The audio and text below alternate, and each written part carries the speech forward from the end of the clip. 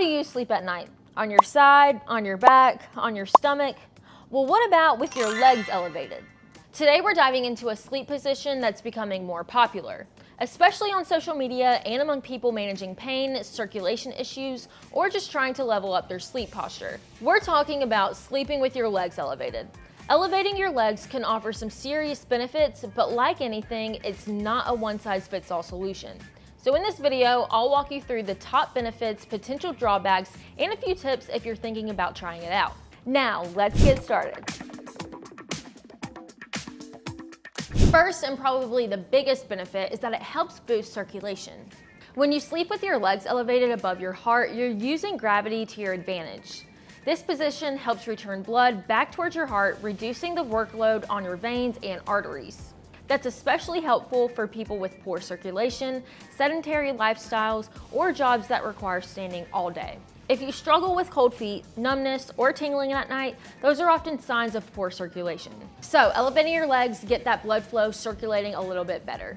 If your legs or feet tend to swell up by the end of the day, listen up. Swelling or edema often happens when fluid builds up in the tissues, especially in the lower body due to gravity. Sleeping with your legs elevated can help drain that excess fluid, reducing puffiness and discomfort by morning.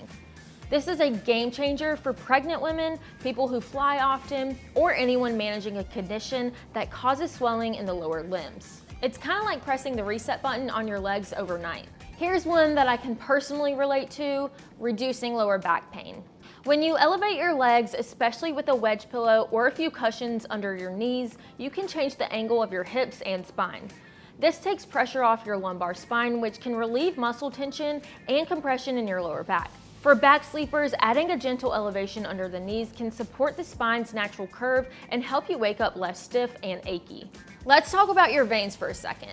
If you've ever noticed bulging, twisting veins on your legs, or the thinner red ones known as spider veins, then elevating your legs can actually help. These conditions often stem from poor circulation and increased pressure in the lower veins. Sleeping with your legs elevated helps reduce that pressure, improves venous return, and can relieve some of the aching or heaviness people feel with varicose veins. And if you're recovering from an injury, this position may be familiar. Doctors often recommend leg elevation to reduce inflammation and speed up healing. Whether you're healing from a sprain, surgery, or even just a rough workout, keeping your legs elevated can limit blood pooling and promote drainage of excess fluid from the injured area. So if you're trying to recover faster, especially from anything leg-related, elevation can become your new best friend. You probably recall the RICE method: rest, ice, compress, and elevate.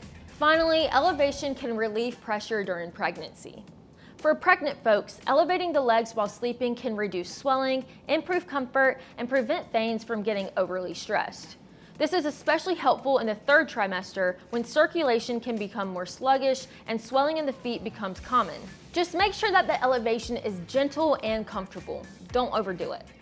Let's be real, there are drawbacks to mostly everything, especially with elevating your legs. The most common one is that it can feel awkward or restrictive, especially if you're a combination sleeper who moves around a lot.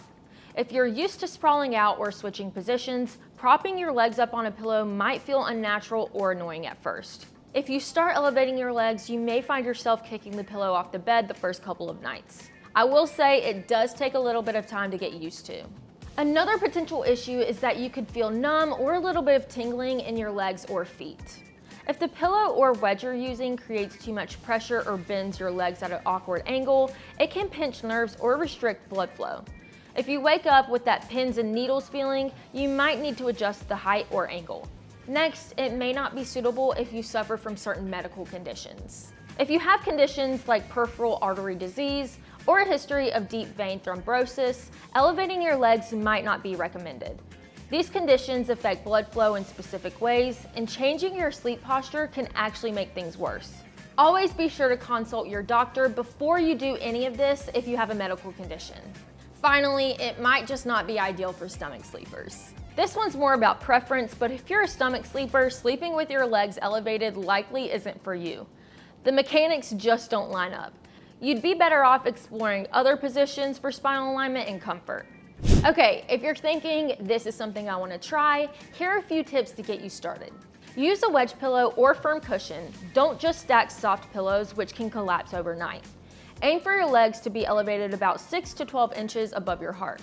That's the sweet spot for circulation without strain. You can also test out an adjustable bed. An adjustable bed can help keep your body in an optimal position throughout the night without disturbing any supportive accessories you rely on. Keep your knees slightly bent, not locked out.